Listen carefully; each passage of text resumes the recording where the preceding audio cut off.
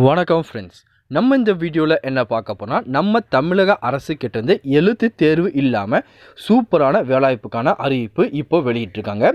இதுக்கு குறைந்தபட்சம் நீங்கள் 10ஆம் வகுப்பு தேர்ச்சி பெற்றிருந்தாலே போதுமானது. இதுக்கு நீங்கள் விண்ணப்பிச்சுக்கலாம். உங்கள் சொந்த ஊரிலே அரசு வேலைவாய்ப்புக்கான ஒரு அரிய வாய்ப்புன்னே இது சொல்லலாம். அது மட்டும் இல்லாமல் இந்த வேலைவாய்ப்புக்கு விண்ணப்ப கட்டணமும் கிடையாது, எந்த ஒரு தேர்வும் கிடையாது. டைரக்ட் ரெக்ரூட்மெண்ட் மூலியமாக கேண்டிடேட்டை இப்போ செலக்ட் பண்ணிகிட்ருக்காங்க.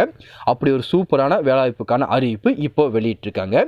இந்த அறிவிப்பில் என்னென்ன விதமான கேட்டகரியில் வேகன்சி கொடுத்துருக்காங்க, அதுக்கு எப்படி அப்ளை பண்ணணும், யாரெல்லாம் அப்ளை பண்ணணும் அப்படின்னு சொல்லி ஃபுல் இன்ஃபர்மேஷனும் ஒன் பை ஒன்னாக டீட்டெயிலாக அந்த வீடியோவில் பார்க்கலாம். அந்த இன்ஃபர்மேஷன் எல்லாமே பார்க்குறதுக்கு முன்னாடி நீங்கள் நம்ம சேனலுக்கு புதியவராக இருந்தீங்கன்னா மறக்காமல் நம்ம சேனலை சப்ஸ்கிரைப் பண்ணிட்டு பக்கத்தில் இருக்க பெல் ஐக்கனை கிளிக் பண்ணிட்டு ஆளுங்க செட் பண்ணிக்கோங்க. அப்போ தான் நம்ம போடுற வீடியோ எல்லாமே உங்களுக்கு உடனே கிடைக்கும்.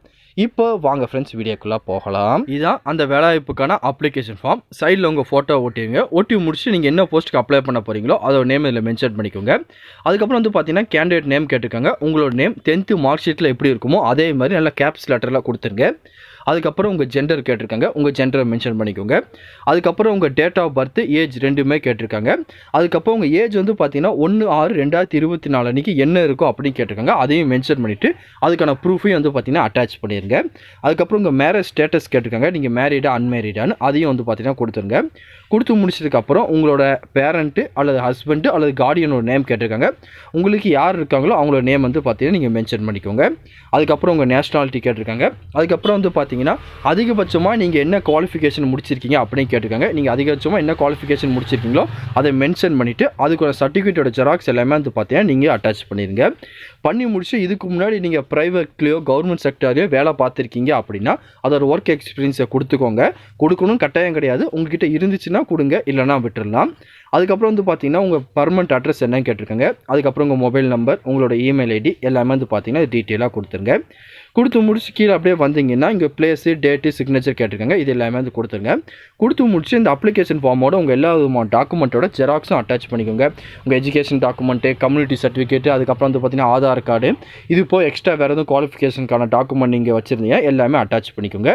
அட்டாச் பண்ணிவிட்டு எந்த அட்ரஸ்க்கு இந்த அப்ளிகேஷன் ஃபார்ம் அனுப்பணும்னா அது நோட்டிஃபிகேஷன் டீட்டெயிலாக கொடுத்துருக்காங்க.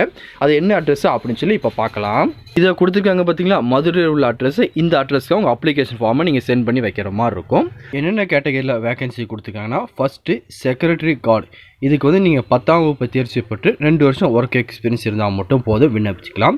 அதுக்கப்புறம் மல்டி பர்பஸ் ஹெல்ப்பர். இதுக்கு பார்த்தீங்கன்னா நீங்கள் 10ஆம் வகுப்பு தேர்ச்சி பெற்று ப்ளஸ் பார்த்தீங்கன்னா அந்த வேலைவாய்ப்புக்கான ஒர்க்கிங் நாலேஜ் உங்களுக்கு ஏதாச்சும் எக்ஸ்பீரியன்ஸ் இருந்தால் மட்டும் போதும், நீங்கள் விண்ணப்பிச்சிக்கலாம். இதுக்கும் 2 வேகன்சி கொடுத்துருக்காங்க. அதுக்கப்புறம் கேஸ் ஒர்க்கர். இதுக்கு பார்த்தீங்கன்னா ஏதாச்சும் ஒரு bachelor degree, social work, consulting அந்த மாதிரி ஏதாச்சும் ஒரு பேச்சுலர் ஒர்க் முடிச்சு 1 இயர் ஒர்க் எக்ஸ்பீரியன்ஸ் இருந்தால் நீங்கள் இதுக்கு விண்ணப்பிச்சிக்கலாம். இதுக்கு பார்த்தீங்கன்னா 2 வேகன்சி கொடுத்துருக்காங்க.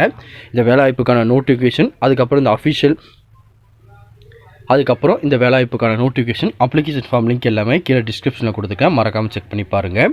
இந்த பதிவு கண்டிப்பாக உங்களுக்கு பயனுள்ளதாக இருக்கும்னு நினைக்கிறேன். தெரியாத உங்கள் ஃப்ரெண்ட்ஸ்க்கு இந்த வீடியோ ஷேர் பண்ணுங்கள். பிடிச்சிருந்தா லைக் பண்ணுங்கள்.